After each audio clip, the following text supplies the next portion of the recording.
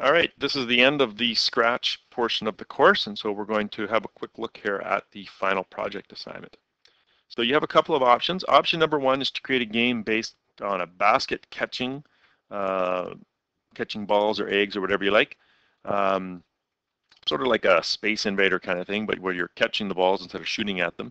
So I'd like the balls to drop down. We're going to do that by changing the Y position, and they should appear at a random X position at the top of the stage. If the ball lands, in other words, if it has a Y value that's equal to minus whatever the bottom of the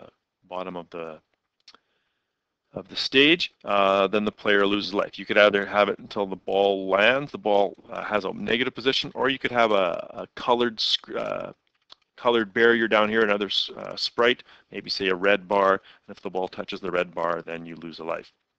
The game ends when the number of lives is equal to 0. Use some sort of background here. I've got like a space background, a moon background. The number of balls is defined by the user. I'm going to say a maximum of 50. That's more than enough.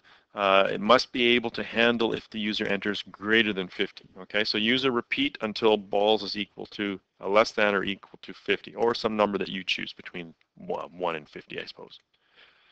When the ball reaches the bottom of the screen, simply move it back to the top in a random spot. There is no need for 50 different sprites. Okay, you'll spend far too long, spend way too much time creating 50 different sprites. Use 5 or 6 sprites. That way you'll have never more than 5 or 6 balls on the screen. Here I've got, you have a max of 4 balls on the screen. If you want to make it 5 or 6, that's fine. But you certainly do not need 50 different sprites for balls. Reuse them, just change the position. The basket or whatever the catcher is to be moved left and right by the arrow keys. If you want to use the mouse thing, I'm okay with that as well. The basket starts with 3 lives. You can have it gain lives if you want. Have a timer record the time it takes to complete the game. Please use sounds to show that a ball is caught or dropped, as well as having the basket say a random saying whenever it catches or drops a ball. Also be sure to use the ask a question command to get the player's name. Use this somewhere in the program. I also want a second harder level in the game. And I just realized here that the saying a random saying, I'm going to take that out. Don't worry about that. That's something that I've moved to grade 11 computer science. So don't worry about that.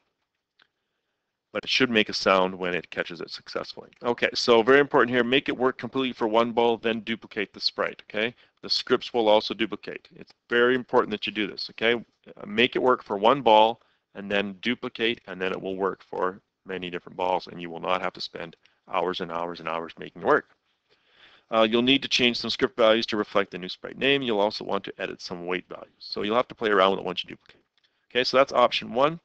Option 2, very similar to the game above, but rather than the balls disappearing when they are caught, use a trampoline to catch them, but then they have to bounce back up. The game continues until a ball reaches the bottom, or all balls for that level are in the air at one time, maybe for, say, 10 seconds. Okay, go with 2 new balls per level. So rather than catching the balls, you're trying to keep them in the air.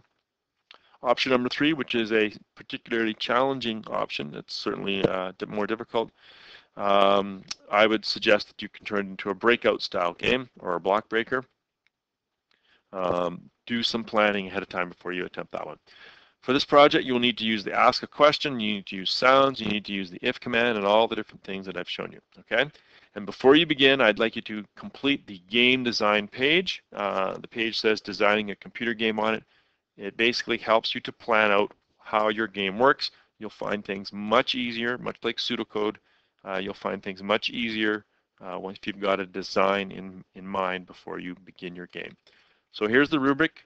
You get 5 marks for the game design and planning, 3 marks for comments, 2 marks for the background, and so on. You can read the rubric here. Make sure you've gone through all of these things once your game is done to make sure that you get full marks. And you'll see here that the total is out of 42. So good luck on that. Feel free to ask me for help.